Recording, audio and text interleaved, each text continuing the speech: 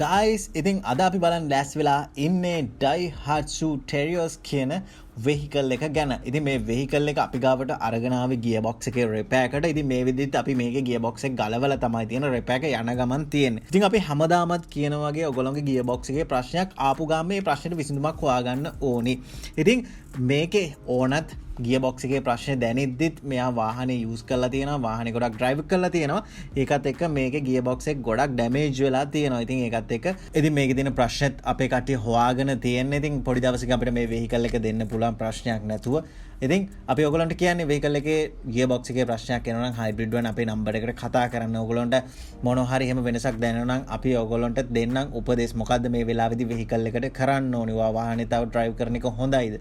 ඉතින් එහෙම නැත්නම් ඔයාලට අපි ගාවට ආවොත් අපි ගාවින් ඒ උපදෙස් ගන්නත් පුළුවන්. අරගෙන gearbox එක අපි ගාව ඉන්න එක්ස්පර්ට් ලගෙන් ඔයාලට repair කරගන්න පුළුවන්. කිසි ප්‍රශ්නයක් නැතුව gearbox එක ලොකු කාලයක් ඔයාලට පාවිච්චි කරන්න පුළුවන්. ඉතින් ඔයාගේ වාහනේ gearbox ප්‍රශ්න විතරක් නෙමෙයි වෙන ඕනම ප්‍රශ්නයකට hybrid one අපි ගාවට ආවොත් අපි solutions දෙනවා. ඉතින් ඒක නිසා බල ඉන්න එපා. ඔයාගේ වාහනේ තියෙන ප්‍රශ්න විසඳ ගන්න hybrid one අපේ නම්බර් එකට call කරලා පිළියන්දලා අපේ hybrid one branch එකට එන්න.